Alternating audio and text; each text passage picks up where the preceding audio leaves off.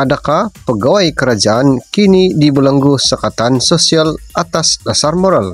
Apabila sesetengah pihak cuba mengawal kemasukan penjawat awam ke majlis yang menghidangkan alkohol, walaupun ia secara pribadi, apakah ini satu langkah rasional atau cubaan mengekang kebebasan?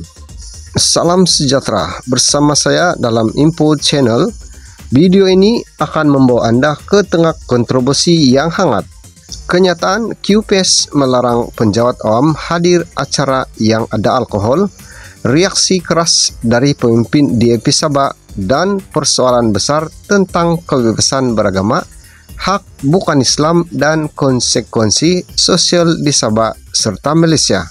Kita susun fakta, teliti latar belakang, dan akhirnya bangkitkan debat yang panas. Biar penonton sendiri menilai. Berita terbaru menyebut bahawa dua pemimpin DAP Sabah telah mengecam keras kenyataan Kongres Kesatuan Pekerja-Pekerja dalam Perkhidmatan Awam QPS yang mengarahkan agar penjawat awam tidak menghadiri mana-mana acara termasuk acara tidak rasmi yang menghidangkan alkohol. Pengerusi DAP Sabah Pong Jin Zi menyatakan kepada Malaysia Kini bahawa kebajikan sebegitu mesti dipandu oleh semangat saling menghormati dan persepahaman, bukannya melarang menyeluruh. Beliau menegaskan bahawa di Sabah banyak acara kebudayaan, perayaan tempatan seperti keamatan, majlis perkahwinan atau sambutan agama bukan Islam turut melibatkan unsur sosial di mana hidangan alkohol kadangkala tidak dapat dielakkan dan tidak patut ditegah secara total. Semalam, QPS mengeluarkan satu kenyataan rasmi ketika hangatnya kecaman terhadap Menteri Pelancongan Seni dan Budaya Tiong King Sing serta Toris Malaysia berhubung sebuah majlis makan malam gala yang menghidangkan alkohol. Presiden QPS Adnan Mat menegaskan bahawa penjawat awam harus menjaga imej, integriti dan maruah institusi. Oleh itu, penyertaan dalam acara yang boleh mencemarkan imej kerajaan harus dielakkan. Namun, dalam kenyataannya, beliau tidak menjelaskan definisi acara tidak rasmi. Sama ada ia merangkumi majlis pribadi seperti majlis perkahwinan atau perayaan kaum. Pong Jenzi membidas bahawa sekatan menyeluruh sedemikian bukan sahaja akan merosakkan keharmonian sosial khususnya di Sabah, tetapi juga membatasi kebebasan sosial bagi orang bukan Islam. Timbalannya, Chan Pong Hin mengingatkan bahawa bukan Islam juga adalah sebahagian daripada perkhidmatan awam.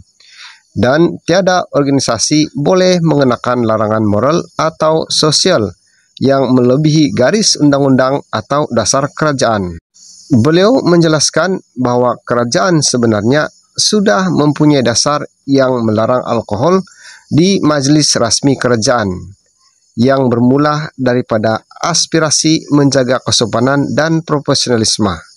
Tetapi dalam konteks bukan Islam, pengambilan alkohol adalah isu kebebasan pribadi selagi dilakukan dengan bertanggungjawab tanpa memandu dalam keadaan mabuk atau melanggar undang-undang. Sebaliknya, Presiden Parti Bangsa Malaysia PBM Larry Sang menyokong pendirian QPS. Menurutnya, mana-mana pegawai awam atau pegawai pilihan raya yang dilihat mengambil alkohol secara terbuka boleh menimbulkan persepsi salah laku.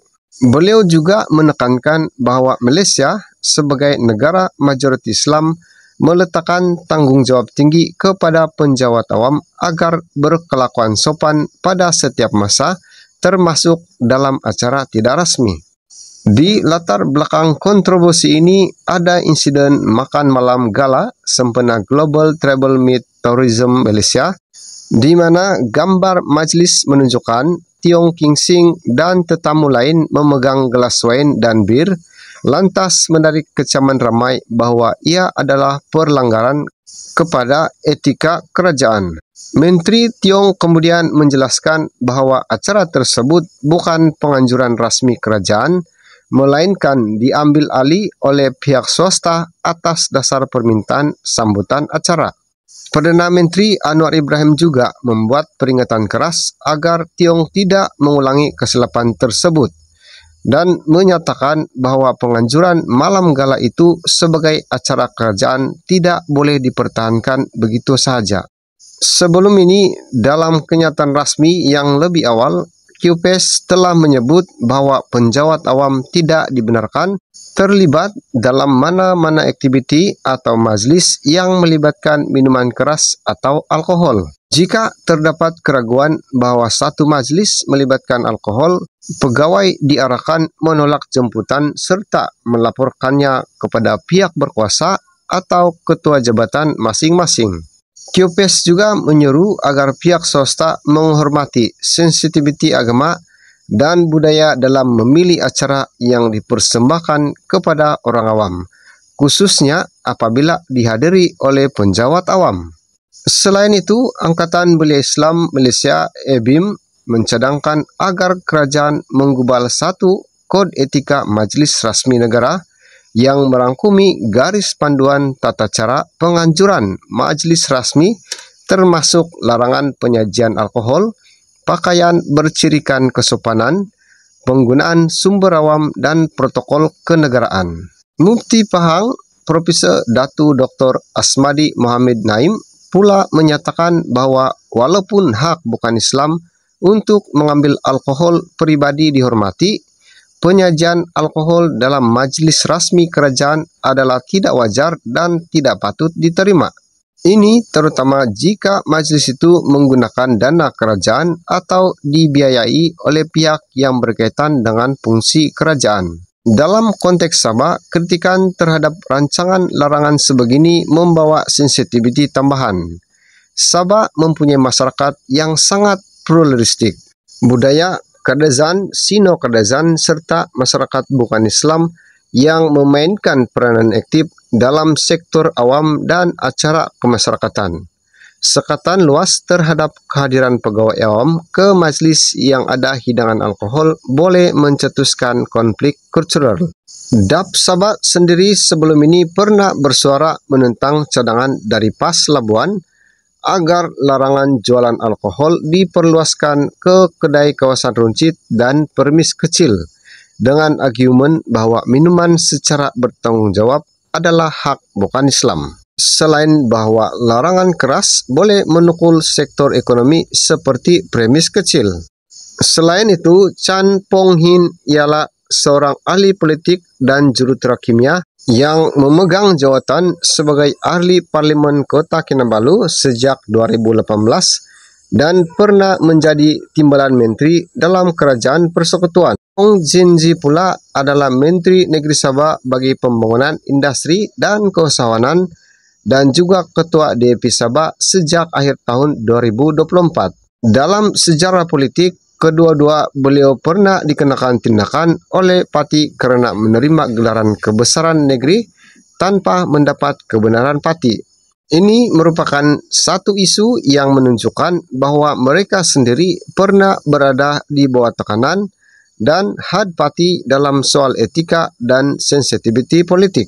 Menariknya juga, di Sabah sebelum ini, kedua-dua pemimpin ini pernah dikritik oleh parti warisan, kononnya menyokong dasar tertentu yang sudah pun dilaksanakan ketika mereka berada dalam pemerintahan warisan, menyebabkan tuduhan bahwa mereka memuji semula janji lama untuk meraih sokongan.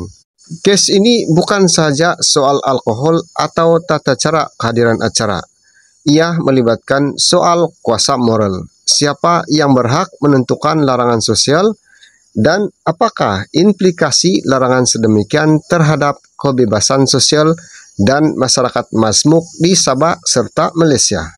Jadi, itulah pendedahan penuh tentang kontroversi larangan kehadiran majlis berkaitan alkohol oleh penjawat awam dan reaksi panas dari DAP Sabah dan isu-isu besar yang timbul daripada tindakan tersebut. Apa kata anda? Tuliskan komen di ruangan komen ini dan kita akan ulas bersama.